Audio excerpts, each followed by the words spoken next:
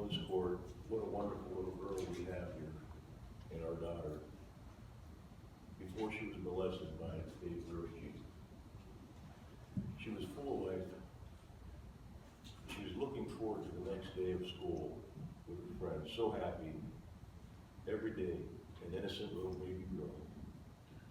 This selfishness took our little girl and her soul for a ride that she will never forget. Don't get me wrong, she's a kind-hearted, very wonderful little girl. But Dave took all that away. Her life has changed, her soul without merit. Her sentence is life for the rest of her life. His sentence may be, we don't know yet. I would hope that the judge would consider and understand that we have to stop these things from happening in our public here. My wife has endured many sleepless nights because she has blamed herself for what Caitlin went through. The truth is, she did nothing wrong. She's been a wonderful parent. We both are wonderful parents. We were tricked and fooled by the shenanigans that Dave had and the way he reacted. The very soul of our country is being ripped out by these pedophiles. I was told there's not enough prisons to hold all these pedophiles. We need to build more. We need to have more prisons if that's the case. Dave, you were a friend, but you were not a friend. You were a father, but you're not a father. You were a grandfather, but you're not a grandfather. You were a husband, but you're not a husband. Dave E. Grosjean, you're nothing. You're nothing at all. God help your soul.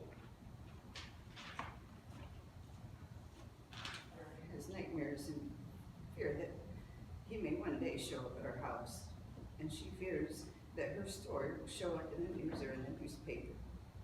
My daughter is my life, and what affects her affects me to the core of my being. I wish I could take all of her pain away. We taught her to be careful and that not everybody could be trusted. We trusted Dave, and we thought he was a friend. He was not a friend. He was what nightmares are made of. We now have a hard time trusting anyone. My daughter was only 10 when those rapes started to occur. He used her innocence and her sweetness against her, and then he raped her friends too. What he did will affect the girls for the rest of their lives and ours. None of our lives will ever be the same again. I am hoping that Dave will serve a separate sentence for each of these girls that he violated. Each girl needs to feel that she got her own justice. I don't want my daughter to grow up and worry about when he gets out of prison.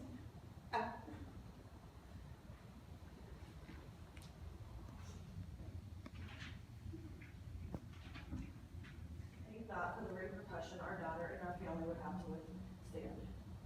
On one hand, we never want you to think of us or our daughter again, but these decisions you made for us, all of us, will have to be endured for the rest of our lives. And I hope you think about this all day and every day. I hope when our daughter is talking to her therapist, you are thinking about all the issues she now has to work through. I hope that when she is feeling guilt, depression, and like she deserved this, you are thinking about how she now has to fight these feelings off. I hope that when she is just having a hard time making it day to day through this already extremely hard life, that you think about how much harder you have made her life. I hope when she tells people and they react in a negative way, you are thinking about how you were the ones who caused others to look at her differently. I hope that when she applies for colleges far from home, you are thinking about how she no longer feels comfortable in her hometown because of what you did. I hope that when she gets a serious boyfriend and she brings all the issues into the relationship that are caused by this crime, you are thinking about how hard you made it for her to be able to trust a man. I hope when we distance ourselves from family and friends and make no attempt to meet new people, you think about how you betrayed our trust, ruined the happiness we got out of friendships, and how you made us lose desire to meet new people. I hope when we are crying ourselves to sleep, you are also crying yourself to sleep, not for what you lost because of your poor choices, but for what you have caused our families to lose. I hope when we can't sleep because we keep thinking about what we could have done differently, you can't sleep because you're thinking about what you shouldn't have done in the first place. I hope when we are fighting your release in many years to come, you think about how we will never be able to stop fighting. She will never live without fear, and this will never go away for us. I truly hope this has impacted and changed your life the way you have impacted and changed ours. I just thank God that these girls are strong enough, even after all you put them through. The fear, the grooming, the trusting in you, the betrayal, and the mental abuse, to stand up against you and fight for themselves and all other girls in our society for what they know is wrong. These are the hopes of my husband and I. We just hope, Your Honor, that you will keep these girls' sentences separate and show them that they matter, that everything they have gone through and still have yet to go through counts. Because this, we feel, the only fair sentence would be to send the defendant to prison for 20 years to life.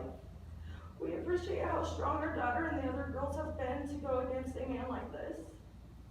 The amount of torment and judgment they have faced has been unsurmountable.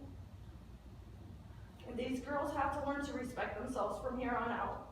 However, the first step is getting through this process. What this man has done is wrong. When you are sentencing on this matter, please take into account our words and the future struggles our children will face as they go through their teen years and into adulthood. What happens to them has forever impacted every one of us and will continue to haunt us. Please consider this and place the defendant in prison for as long as possible. It's the right thing to do. We will survive this, as we are survivors now, and we are stronger than what he thinks, even though some days we don't feel this way. Thank you for listening.